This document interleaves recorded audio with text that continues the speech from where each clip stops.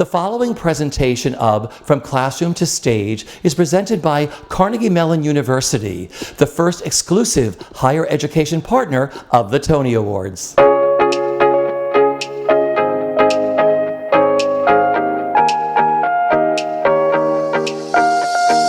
Hi, I'm Jules Fisher, lighting designer. I'm Peggy Eisenhauer. We're co-lighting designers and double nominees for Tony Awards. A lighting designer's job is to build an environment using light that makes the actors feel as if they belong in that show. It's finding what the director's vision is. It's trying to understand, to inhabit his brain so that we take his ideas and let the audience see them. We, as lighting designers, are filling the space in a dynamic way with light. And we have the ability and the responsibility to make the space larger, smaller, and to imbue emotion into the environment, the atmosphere. Basically, the simplest way is that we put light on the stage so you see what we want you to see and don't see what we don't want you to see. So the director will communicate the feel of a moment or a scene or a place, and we interpret the feeling into elements and qualities of light by blending and contributing different ways of seeing with light and shadow.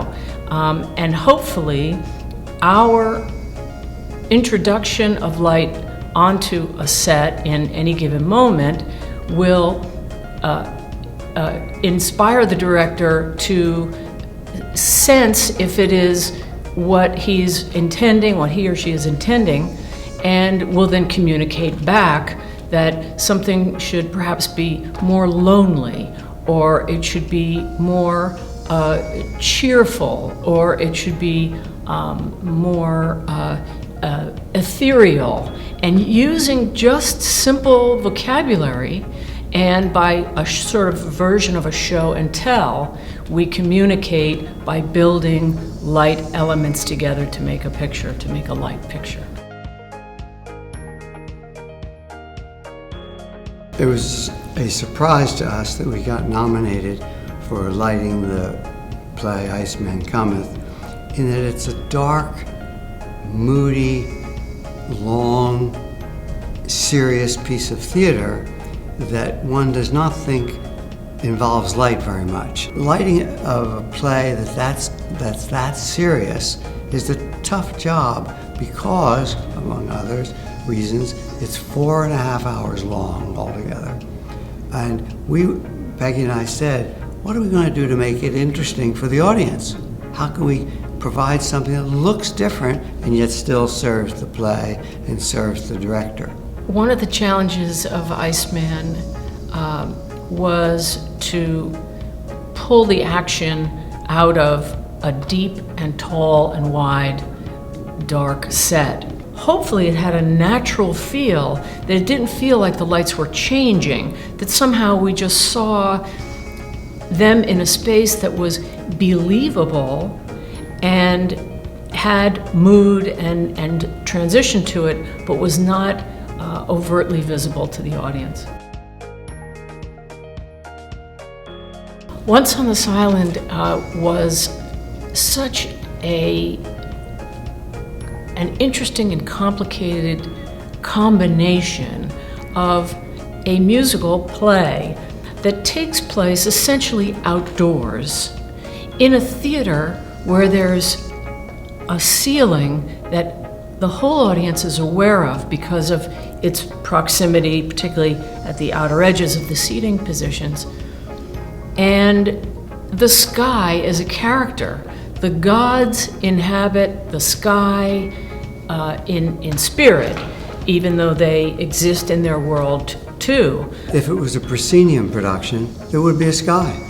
The back wall would represent a sky, a cyclorama, and it could be, you could watch it have a sunset or make any change. Whereas the circle in the square with Dean Lafferty's set, which was quite wonderful, there was no actual sky to see. So the only way we could communicate to the audience that it was getting sunnier was on the actors' faces or on the sand, very light-colored floor. And that's how we constantly showed the audience what we thought the sky was doing. Working with Michael Arden, who is so musical and has such a musical intention, he was able to guide us again in a sense of flow from moment to moment so that we could transition and undulate musically this soft landscape by piercing it with sharp spotlights and elements that cut through. I began in my last year of high school at a summer stock theater called Valley Forge Music Fair. I was in a tent, and I went as an apprentice to do anything they told me to. And halfway through the summer, I looked at the lighting and I said, I think I can do that. I have no idea where that came from or why, but it just hit me. And then I went off to school, and I was told the best school for lighting was Carnegie Mellon, then Carnegie Tech. And I went there for 4 years, and it turned out to be true. I learned a great deal from Bill Nelson, who was my teacher. And while I was there, the last year in school, I was asked to light an off-Broadway show by a director who had just graduated from Carnegie.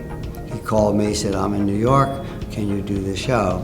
I got permission from the school to come to New York and light the show, and it worked out. He went back to school, and then I got another phone call from someone on that show that I'd just done, and it led to a third, so I'd done 3 off-Broadway shows by the time I graduated. I started hanging around a local amateur theater, community theater called the Elmwood Playhouse when I was in my early teens, 13 years old. The way to involve oneself was to volunteer, and I went down on Saturdays and I helped out, moving buckets of water and buckets of paint and so on. When one of the guys who was supposed to come to a rehearsal on a Saturday to operate the lighting board didn't show up and just wasn't there. It wasn't a real job. And so the set designer guy who sort of ran things, he said, well, you go, girlie, maybe you get behind that thing, we'll show you how it works. And then I started to really love it, operating the lights myself. And I followed Jules's work and the work of Theron Musser also. When it came time to apply to college, my folks did some research and found out that Carnegie Mellon had one of the great drama programs, and that Jules had been a student there and was an alumnus. In fact, when I was a junior, Jules actually came to the school to deliver a lecture. He was producing at the time as well. And we met. I was 18, and we met at school. And I pursued him when I got to New York. I came straight back to New York. And then a few years later, he hired me. And that was a long, long time ago.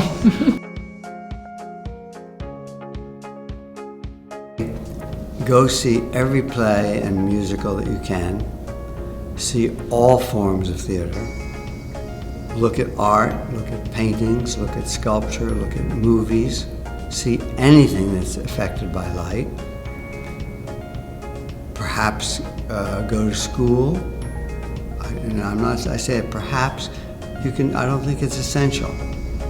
There are a lot of lots of craft, and techniques you can learn in school, and they're valuable, but you can also just go do it.